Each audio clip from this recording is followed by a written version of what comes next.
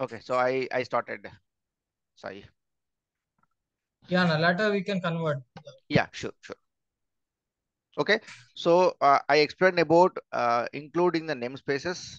Second one is declaring the namespace for our programming purpose. Okay, and third one is class declaration.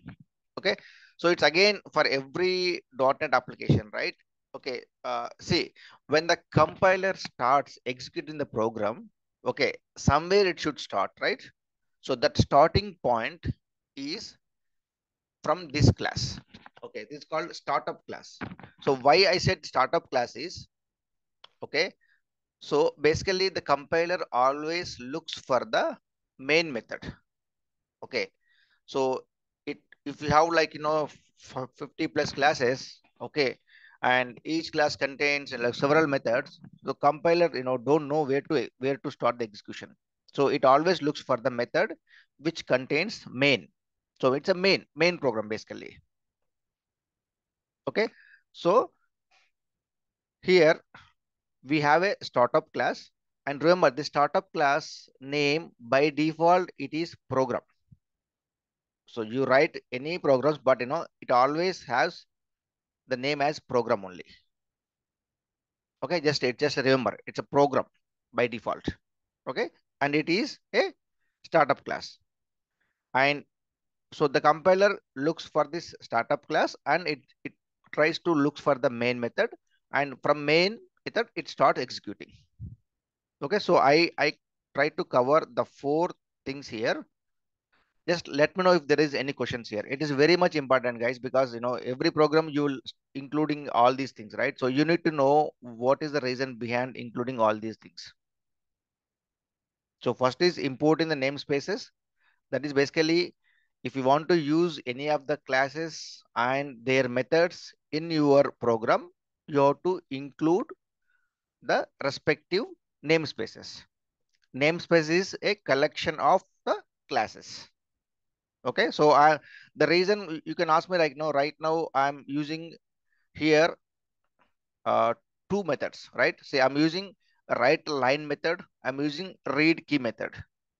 So these two methods are part of one of this namespace. And if you try to use these two methods without including this namespace, you get the error because the program doesn't know where is these two methods are there. I can try to show you like when we run the program. Okay, so that is important namespaces. Second one is I mentioned that like every .NET project should have their own namespace, and by default when you create a program, it takes the program name as the namespace. Okay, and then we have the class which is a main class, and we have a method called main. Okay, so guys, like now I have been telling about the methods and variables, right? So how do you differentiate whether we have I mean by looking at it, how do you say whether it is a method or it is a variable?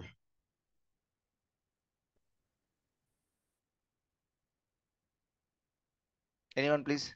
How do you say whether it is a method or it is a variable? If it's a variable, it'll have an assignment operator. Okay, and method? It'll have parentheses.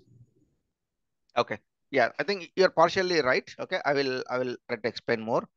Okay, so here see method means it is a, a set of statements. Okay, and here if you see we have couple of statements here. Okay, and these two are inside this main, right? So method is nothing but it's a function, and every method should have some kind of parameters, or basically if there are no parameters you have to remove this here. So every method will have this one. Okay, it's a main method, it's a function, and you are passing this a string variable to this main method. Okay, so basically you can identify whether it's a method or not is it should have this open and ending here. So it's a method. Okay, and as you mentioned, if I say int a, this is a variable. Okay. This is another variable. Okay, so assignment may not be there or may be there because probably later part in the down the line I will say a equal to 5. Okay, but if I am declaring one variable like with this integer or byte or string, this is called variables. Okay, and so I mentioned like every class should have some members, nothing but some variables and methods. So we have couple of variables and we have one method. Okay, so since for this program I don't need any variables, I did not include anything here. Okay, so I'm directly straight away going for a method. Okay, and so now you see here, right? A few things need to understand. If you see when the program started with the namespace, right? So we have this open parenthesis, right? And here also once we have the class, we have one more parenthesis. And when the function started, we have one more parenthesis. Okay, so we have 3 parentheses and accordingly we have 3 ending also here, right? So it should match actually. If you have 3 open parentheses, it should have 3 ending also. Okay, so now you have written the program. So what I did is I just inserted couple of statements. Okay, so here console. Okay, if you see here, right, what it says, you see something like it shows help, right? Class system console. So basically console is a class, okay, which is part of system namespace. Okay, so that class contains some of the functions. So I am trying to use, or I can say method. Okay, so guys, I may say methods are function, but both are same. So from console class, I am trying to use write line method. Okay, and another method called read key. I will explain what is this write line and read. But right now what I do is, so I just inserted a couple of lines and I'm going to compile this program. Okay, so I will say like here you can say just start here. And you just see like, okay, here, you see here, is it?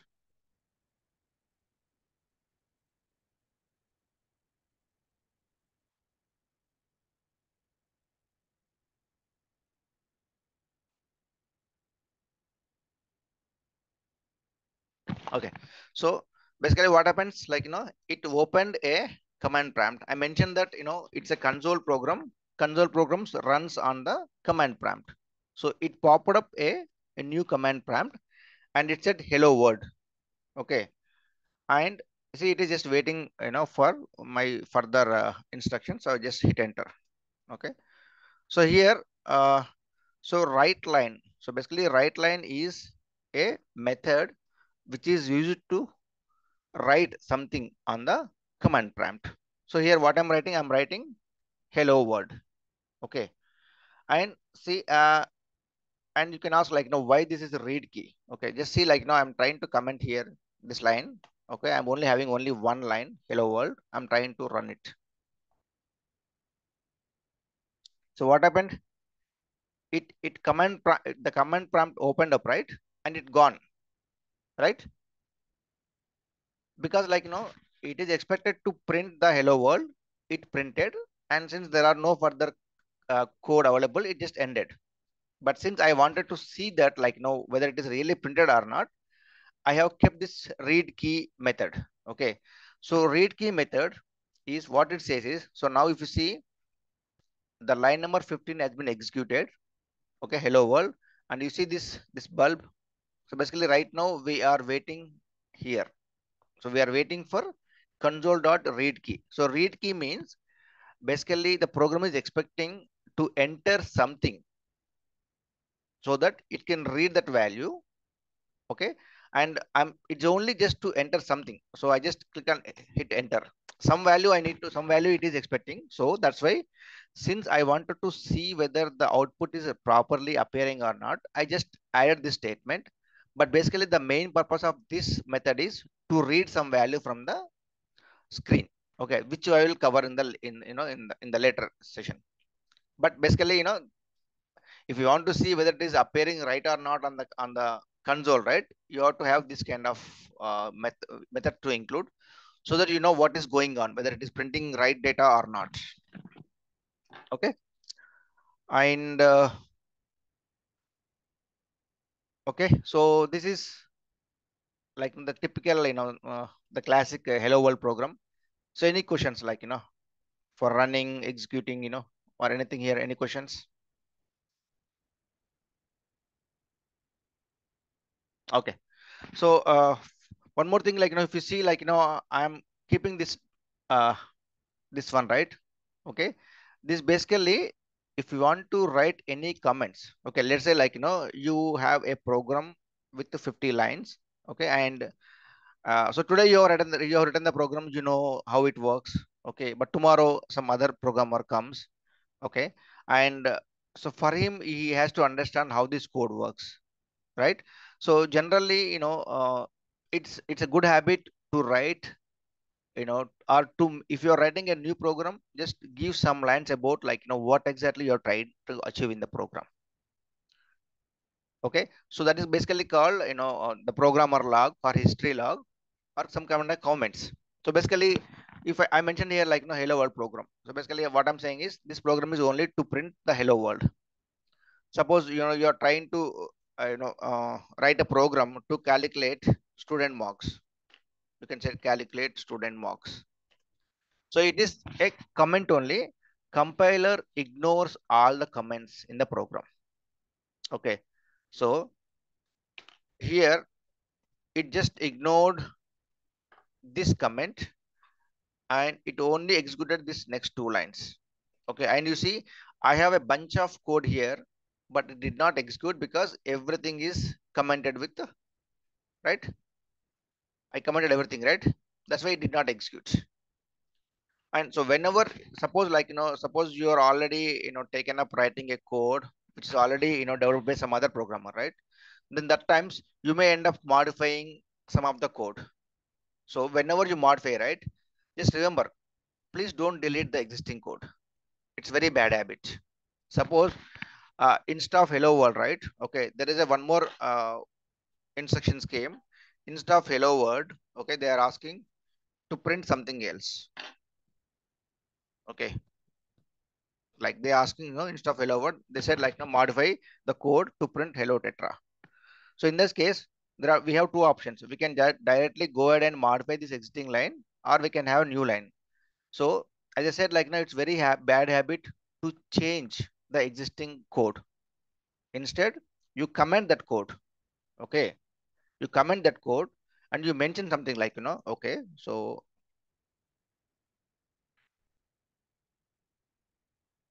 you can hear me, right? Any problem you're facing?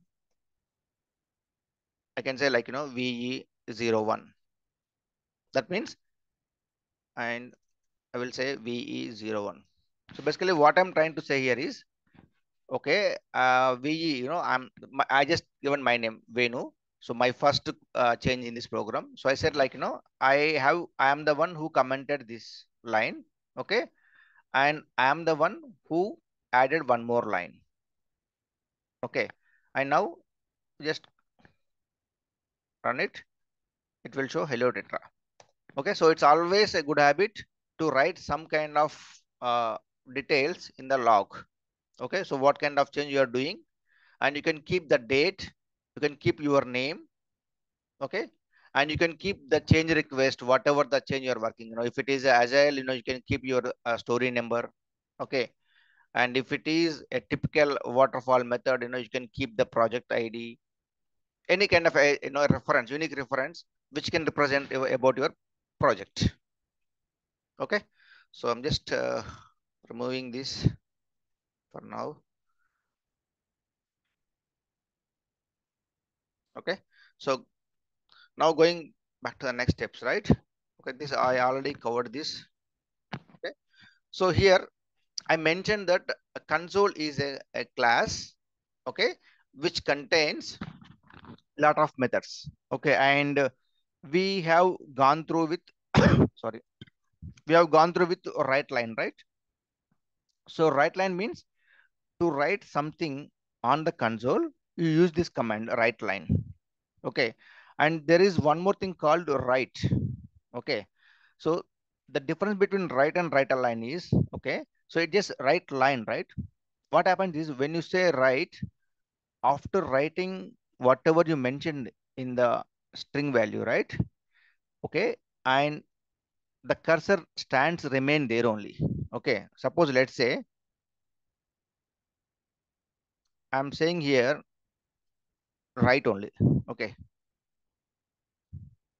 okay, and I'm trying to run it. Okay, you see where is the cursor now? Right after hello world, right? It did not come to the next page, next line. Okay, I now try to use write line. Okay, you see where is the cursor now? The next line. So write line always after printing the existing string, it comes to the next statement.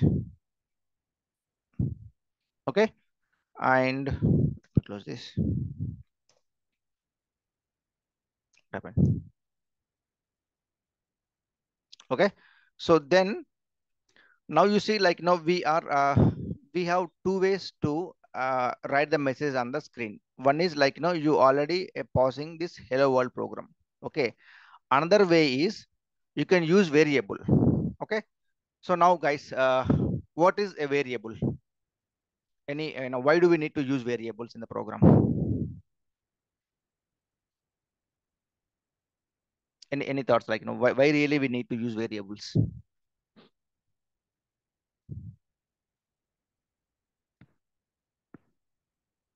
I'm asking very simple question, guys. Just be interactive.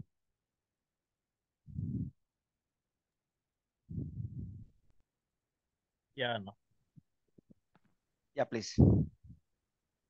So variable, there are several types of variable: integer, string. So why do we need variables? So just to keep it simple, I think it's used for reference and to manipulate values in a program, right? We can only use a value when it is declared. So in order to declare, we initially need to store it in a variable. Yeah, fair enough. Yeah, it's all right answers. Okay, so basically variable is the way. Okay, because like if you say that like I will give you one example. Suppose you are trying to get the data for a student. Okay, so to get the data, you need roll number, you need name, you need like subjects one, subject two, subject three, like five variables. Okay, so there are two ways to achieve this. The first one is you hard code all the values, like here you can say int roll number equal to 1. Okay, string name equal to tetra. Okay, int subject 1 equal to some 35, int subject 2 equal to 45, int subject 3 equal to 55. Okay, so here I have defined the the variables. Okay, and I am storing the values here, like roll number 1 tetra and 35 that way. Okay, so basically if you want to do any kind of processing in the program, you always refer the variables. So the advantage of using variables is during the execution of the program, you can always have the ability to change this value. You can say now int 55. Okay, after 5 to 10 lines, you can say int subject 3 equal to 65. As the name depicts, it's a variable. It's changes. Okay, so the reason why we have to use variables, right? So now here I have used this one, right? Okay, let's say if I want to use or if I want to store 10 different students, Is it good to write roll number 1, name 1, and roll number 2, name 2, roll number 3, name 3? Either you declare the 5 into 10 50 variables. Okay, so is that a good thing, like declaring 50 variables in the program? Obviously no, right? Because we have the effective ways to use these variables. So instead of hard coding here, right, you can simply say, okay, roll number. Okay, I'm not going to assign any value at this moment. I'm only declaring the variables here. Okay,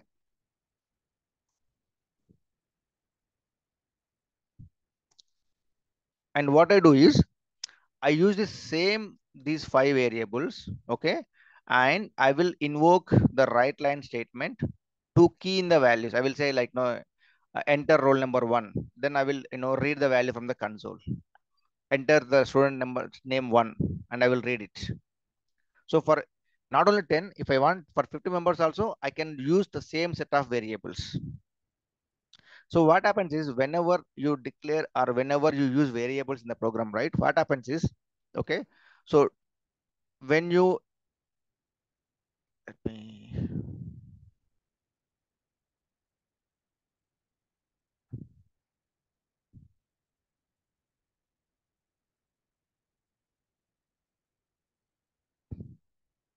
okay,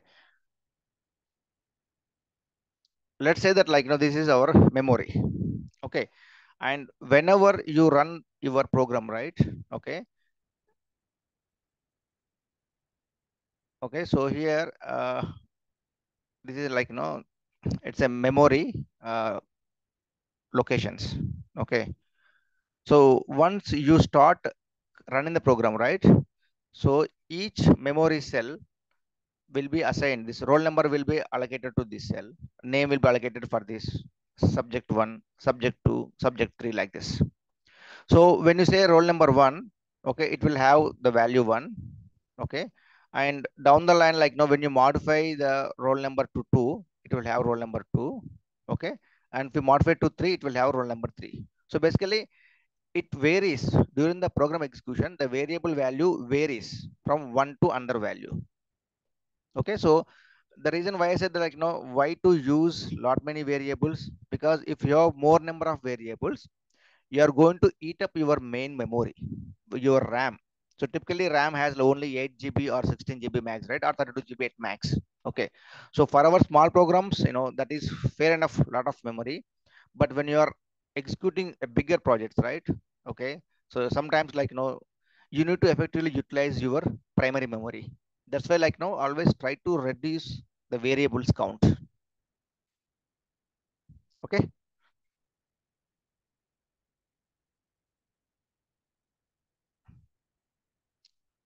it will continue to remain like this. One second, let me see, is there a way I can clear this?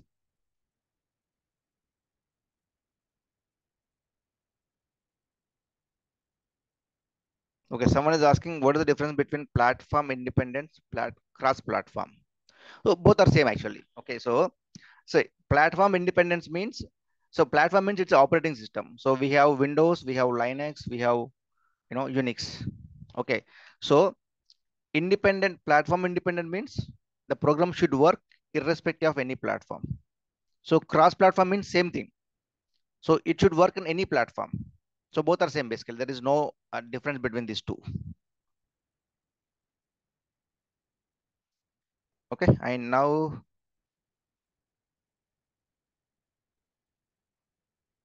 I don't know how we can delete this. Okay, so where are we? Okay, so now here, so we are basically trying to understand the different methods available in the console class. So I mentioned about write line, and write. Okay, so right here, so here I will say string s1 name equal to tetra. Okay, and here instead of writing the constant hello word, I'm saying print S1. Okay. Okay, see, I said every line should end with a semicolon. Since I did not keep, it was throwing some error here. See, it is expecting something. So let me keep this semicolon here. Now the error gone. Okay, so here previously we are hard coding the string value in the right line, but here I am using a variable and passing that variable S1 to the right line method. Okay, let's see. Right, it printed tetra. Okay, so basically either you can print the hard coded value within the course, or you can declare a separate variable, okay, and use that variable within the right line statement. Okay, and similarly we have read line and read key. Okay, so just I will show you those programs now here. Let me comment this because we no longer need. Okay, I am commenting. Okay, so here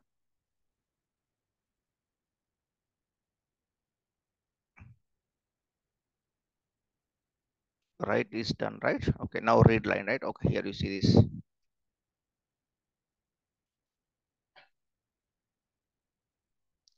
And remember guys, see, we normally it's a good habit to declare the variables at the beginning of the program, but sometimes I mean it's a good practice, but sometimes people tend to declare in between the codes also. So here I am declaring directly here in the lines string type of variable. It's a name, and I'm trying to read that. It's called console.read line. So write line is to write something on the screen. Read line is to read something from the screen. Okay. So here you see.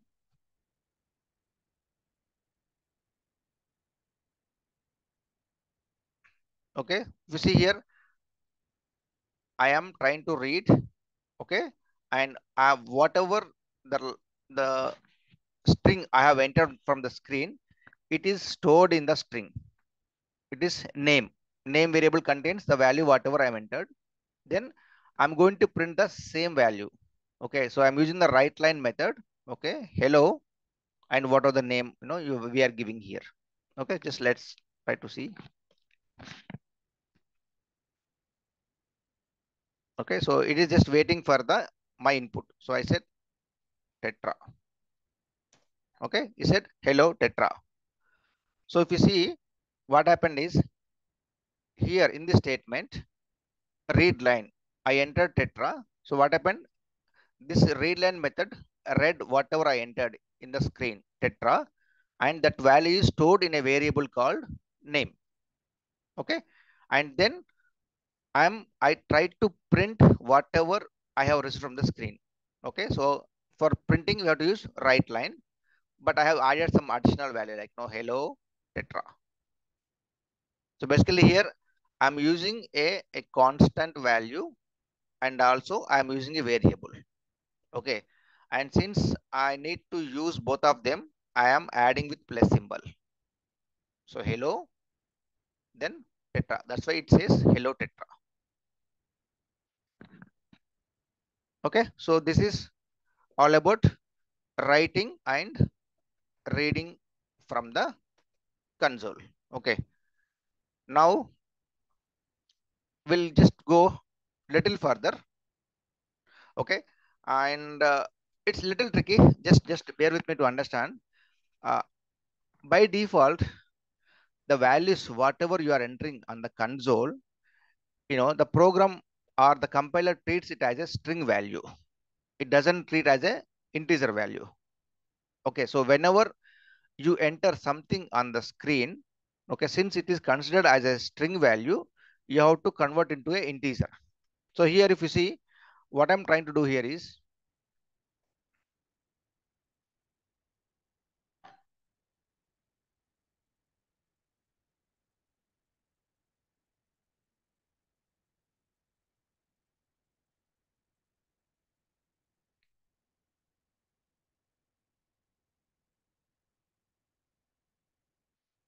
so here I am asking to print enter two numbers. Okay, then okay, let me first execute that way, like first I want to show the result, then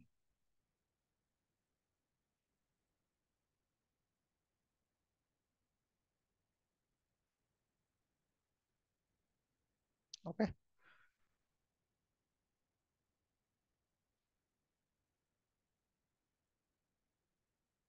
Okay, so here we are at this line 54 line. Okay, enter two numbers. Okay, and first I'm entering one value 45. Okay, okay, so first value is it is coming in number one. I'm entering one more 55. Okay, so what happened? The sum is 100. So here what happened is I keyed in two values here. Okay, so the first value I have stored in number one, second value I have stored in number two. Okay, so just imagine here, right, console dot read line is the method to accept any value from the screen. Okay, so this is the value 45 I have entered here, but as I mentioned, whatever the value you are giving at the console, the program treats it as a string. Okay, so since it is we have declared as an integer can only store the numbers, numeric values. So I'm trying to convert the string value to a integer. So the 45 whatever is a string is converted to a number by using this convert to int method. It's another built-in BCS. Okay, already provided by the Microsoft. So I'm just trying to introduce or trying to use that method. I am converting into the number. So similarly, I did the same thing, console.readline for the number two. I'm converting that string to an integer. Then I am adding these two numbers and writing on the console. Okay, so just I will explain about the data types available. I just wanted to show different examples just to get familiar with the program. Okay, so I'm just hitting enter. Okay, it's done.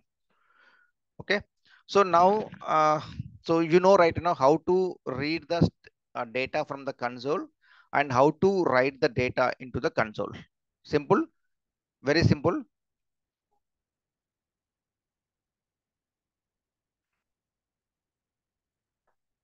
Okay, very simple. Write line write is two methods to write something on the screen. Okay, read a read line are the methods to read something from the screen. Okay, so just accepting some values, doing some processing and outputting some data. So read or read line to accept the values, do some kind of operations like adding or subtraction, then use write or write line to write something to the console. Okay, so I mentioned that every class contains the methods as well as variables, right? So in the console class also we have some kind of variables. Okay, that variables helps to modify the console screen. Okay, so I can use the property or the variable title to change the title on the console, and background is to change the background color, foreground is to change the foreground color. Let me show you how it works.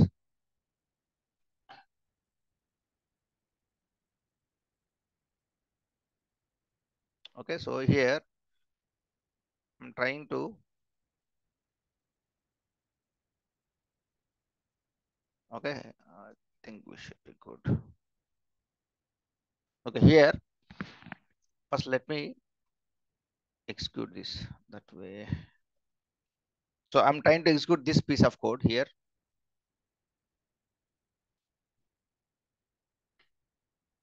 Okay, now you see here I said console background color blue. So the background color is blue, right? Here previously it was showing the regular default color, but now it is background is blue. And the foreground color is white. You see the foreground is white, right? It's appearing in white. And title. So this command window title becomes understanding console class. You see understanding console class. Okay. So basically, if we want to manipulate the properties of this command prompt, we already have some of the properties provided by the Microsoft in the console class. Okay. So see, today we have covered this important console class, like, the different variables or properties we can use, and different methods it has, like read line, write line. So I think typically, like, we normally don't use this background foreground. I'm just illustrating for some examples, because normally, like, we mostly go for the uh, web programming, right? So we really don't need to do this. But for you as a beginner to start with, you have to start from this place. So that's why, like, now I'm trying to give you as much as possible in the basics. Okay, so I think, I pretty much covered the console class. So any questions here in the methods or in the variables? No way, no. I'm good as of now. Okay, fair enough. So now I will go so little further. So we were talking about the variables, right? So variables are basically to store the data temporarily, and compiler uses whenever the compiler executes, the variables are placed in the main memory, and whenever it requires, it takes the value from the main memory, okay, gives it to the CPU, and the CPU uses the value from the main memory and tries to do some kind of processing, right? And it displays the outcome. So the variables are only loaded whenever you are executing the program. And once your execution is done, the memory gets cleaned. Okay, all those variables, whatever you are using, whatever they are stored in the main memory, those will be wiped out once the execution is done. So it's a temporarily we are leveraging our main memory, because in order to execute any program, we need to store those values somewhere in the system. That's why we are using in the RAM. So right, the difference between RAM and hard disk, RAM and hard disk. RAM is also called as main memory. Can someone explain what is the difference between RAM and hard disk? Hard disk is an external memory, right? Okay. And Yeah, RAM? but RAM is it's only in the system, right? Okay. So basically, whenever you want to execute anything, right? Okay. The primary memory or RAM is used. Okay. Suppose you're executing Excel program, right? You launched Excel. So Excel, in order to run the Excel program, right? Okay, it requires some kind of memory, okay, to store some values. So it leverages RAM. Okay. So then, so you open the Excel, okay, and in the background it is using RAM. Okay, you entered some 10, 15 rows, and finally you hit and save the file. So when you save the file, that file is actually going to store in the hard disk. So whatever you are storing in hard disk is permanent. So whenever you save any file in hard disk, you can always refer any time. Because you log off today, you log in tomorrow, you see the same file, right? Like how we store photos or our documents and all those. Okay, but the RAM or primary memory, it is a temporarily used memory. Only during the execution it comes into the picture, and once the execution is done, it is wiped from the RAM. So that's why, like, people say that, like, if you want to execute, or if you want to use the complex programs, like, if you want to use Pega, right? They say, like, Pega requires a lot of memory, so you try to be 16 GB at least, because it requires Pega uses lot too many variables internally. It requires a lot of memory space to execute anything. So that's why they say, like, the recommended memory is 16 GB something. But for the regular Notepad, Excel, like, even we can work with 2 GB or 4 GB also. So that's why, like, the people say that, like, if you have good amount of RAM, the speed is more. Because suppose, like, if your memory is big, like 16 GB, right? Okay, if it is 8 GB, I may be able to store only 10 variables or 15 variables. I'm just giving one example. But suppose your program requires loading 50 variables and your memory is very less, it cannot load all 50 variables into the main memory. So what it does, it loads first 15. Okay, since I don't have much place, then again it loads next 15. Again it loads next 15. So what happens? It always needs to refresh the main memory. So it takes time to refresh and freshly load the next set of data. That's why the slowness happens. But if you have a good amount of memory, everything is stored in the main memory upfront, so that there is no need to, like, clean or restore other values. Okay, so uh, so now we are clear with variables. It's a temporarily, we hold the values. Okay, and once it is done, we delete from the main memory. Okay, and so in our day-to-day programming, right? Okay, so we need to use the name. Okay, Tetra, Venu, Sai. It's all a set of characters, and we also need to use roll number, marks. Okay, so it requires, like, the whole numbers, 1 to 100 or anything, right? And you also require sometimes, suppose if you want to get the percentage of a student, like, with the 3 marks, 3 subjects, like, you need to cumulate to add it by 3. So the percentage is always having 2 decimals, right? Normally we keep 2 decimals. So that means in our day-to-day life, we need to have strings to store the names, and we need to have the integers to store the whole numbers, and we need to have floating variables to store the decimals.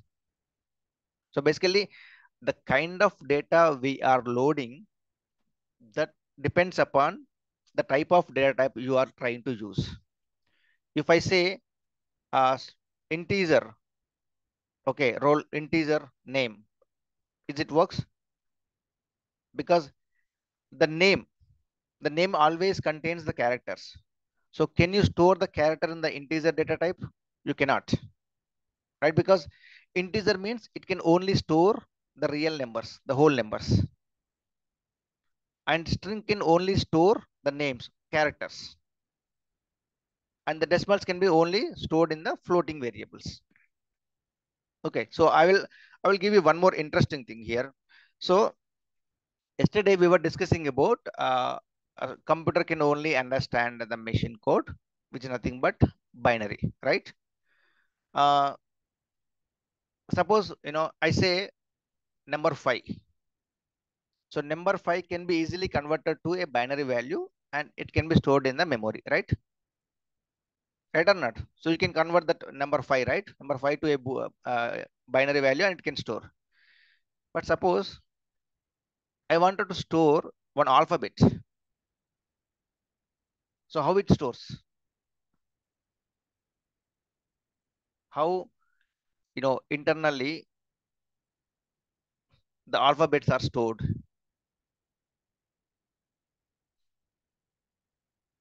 Any guesses? Anything, like, because I said computers can only understand binary. Okay, but here interesting thing is I have one character value, A or B or C, I want to store.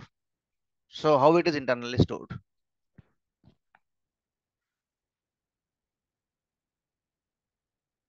Any guesses?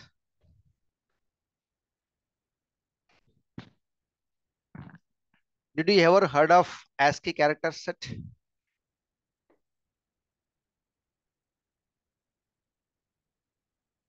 And you did not hear ASCII characters? At least the people who are from the computer background.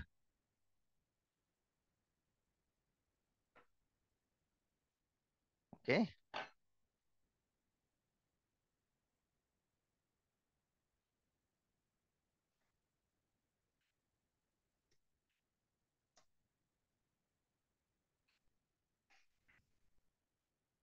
Okay. So since the computer can only store the binary values and alphabets or characters, we need to assign a unique value, unique number for each and every alphabet. Okay, that's fair. If you see, for 65 is the ASCII code for character A. So if I type something A, internally this A is converted to a 65, and this 65 is converted to a binary value and it is stored like this. If it is, even if it is a small a, right, it is 97, because literally there is no way computers can store the alphabets directly. So in order to store that, it uses the corresponding ASCII value, and this value will be converted to the binary and stored in the hard disk. Okay. So here, just see, like, no, I will, it's a very easy data types here. So we have integers, we have floating, we have characters, okay, and we have some reference data types also, which we can discuss later. Okay. So here you see, so predefined data types. Predefined means these data types are already created by the .NET framework. You just need to use. So you can use integer directly, right? In the program, you said integer a equal to 1. So it is integer data type is already defined by the framework. We just need to use it. It's called predefined. And user defined is something like, which we as a programmer will create the data type. So it contains like, structures and numerators, which I can discuss like, in the later classes. But just remember that data types are two types. One is which are readily created and available for us to use. Second thing is, as a programmer, we'll create our own data types. Okay. And here, I don't know, man, how I can get rid of this. Okay, here. So for storing the character value, if you want to store the any kind of character value, okay, we have to use, the char as a variable or the data type. You have to say like this. You have to say character, okay, a. Then probably you can assign a equal to some value. Okay. Probably to make it simple, right? Character initial. This is the variable name is initial. What's happening?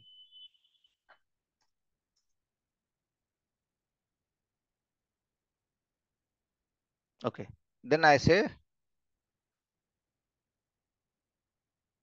initials equal to t. Okay.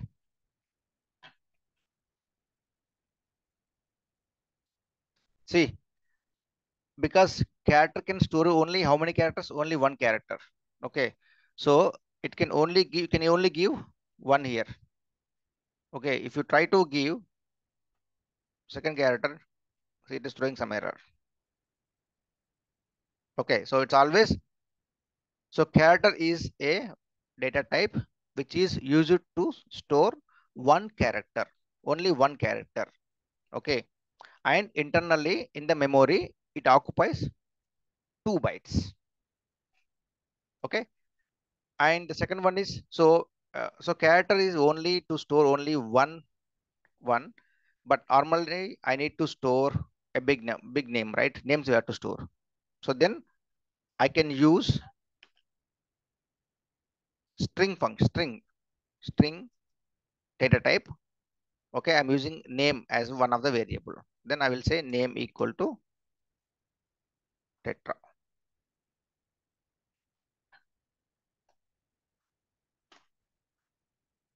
Okay, so clear, right? Now tell me how many bytes it occupies, this name variable.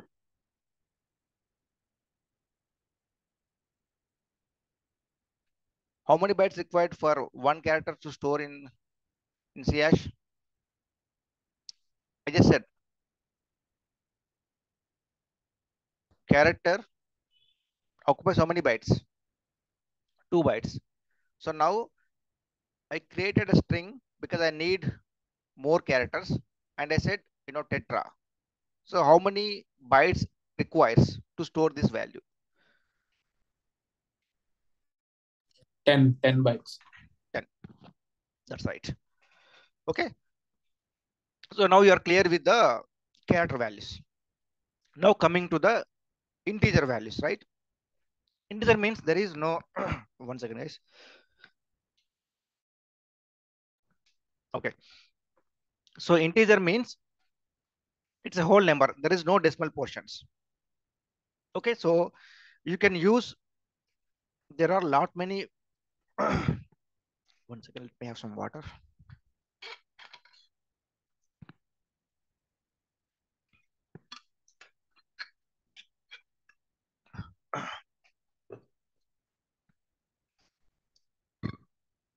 Sorry.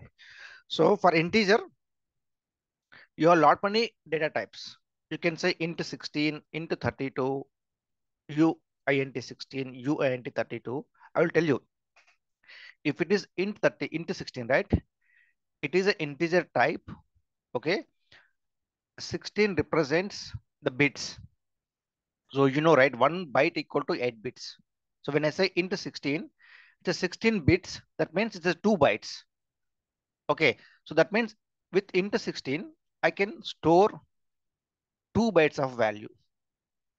Okay. And 2 bytes means it's a 16 bits, guys. Okay. And I said signed integer.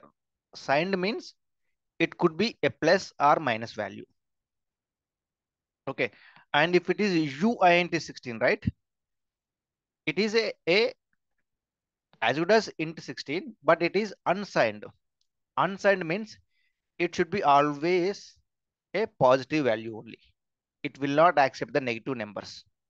With int 16, it's a signed. Signed means it's a plus or minus. So it accepts minus 32,768 to plus 32,767. This is the range it is uses.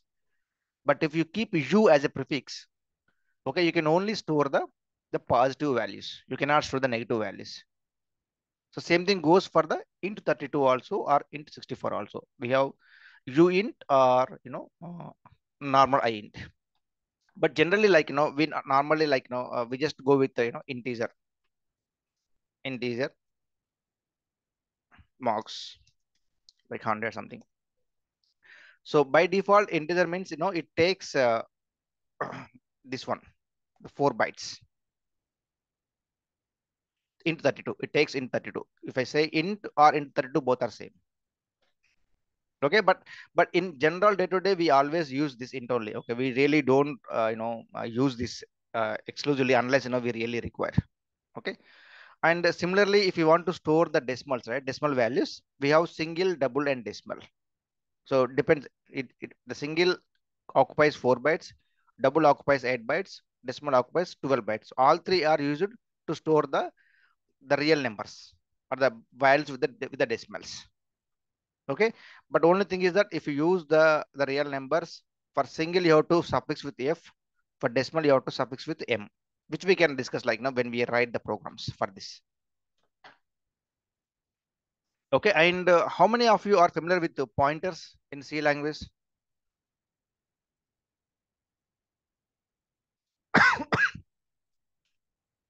Okay, so basically I was explaining you right here, like whenever we declare any variables during the execution time, those variables are placed in the main memory, right?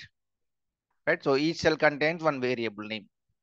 Okay, so whenever there a value is stored on the memory, so each memory location has its own address, because see, compiler needs to pass the right value to the CPU.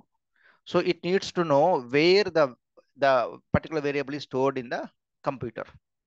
Okay, so then what it does is compiler says, okay, hey, I have stored a variable A in this specific address, and whenever the CPU requires to fetch that value, right? So the compiler passes the memory address, this cell address to the CPU. That way CPU can refer the value from that cell. So when I say pointer, it is nothing but the address of the cell. This is called pointers. Okay, so basically the advantage of pointers is you're directly dealing with the main memory. Okay, so where you will use this will come, this point will come later, but right now basically understand is that pointers is a another kind of variable, okay, which is used to store the address of a memory cell. Okay, and if you want to use, if you want to refer that the cell value at the memory cell address, okay, you can use this asterisk. Okay, maybe like I think this may confuse you guys, just leave it for now. Okay, so now I explained about the different data types. Okay, we have integer, and integer we have signed or unsigned. We have int 16, int 32, int 64. Okay, we have character, we have strings, character to store only one character, string to store multiple characters, and for the to store the decimal values, we have single, double, and decimal. Okay, so now I mean general regular day-to-day things, you are good here. You can use any kind of variable and you can store it, right? Okay, now the next thing comes is literals and operators. Okay, so literals means the constant words, right? In the program we have been using this. Okay, when I say here t, I am assigning the value t. Okay, I am assigning the value 100 here. Okay, so this is the literal value, this is literal, because you hard coded this within the program. Okay, and you cannot change this t to e in the execution, right? The only way you can change is, again you have to say initials equal to e somewhere in the program, but this t always remains the same during the program execution, right? You cannot change this value. So these are called literals. It's a hard coded values. Okay, and so now you have the different data types. Okay, and you can declare the variables with the data types, and you can accept the values from the console. Okay, so what you do next? If you need to do some kind of data manipulation, you need some kind of operators. Okay, so it could be arithmetic operators, plus, minus, asterisk, the multiplication, division. Okay, you can use relational operators, less than, greater than, less than or equal to, greater than or equal to, not equal to. Okay, and you have logical operators. Okay, this is called AND operator, this is called OR operator, this is called NOT operators. Okay, and this assignment operators we already discussed, right? Equal to assign the value. Okay, plus, equal, minus, equal, this I can explain when I go through the programs. Okay, and Urani, this is basically incremental operators here also. Okay, and this is kind of a if else statement. Okay, again, I can explain you when we write the programs, but for now just remember that we have various set of operators available to do any kind of operation in the C hash. Okay, so I wanted to stop it here. Okay, and let me know if you have any questions at this moment, in today's topics, anything which you are not clear.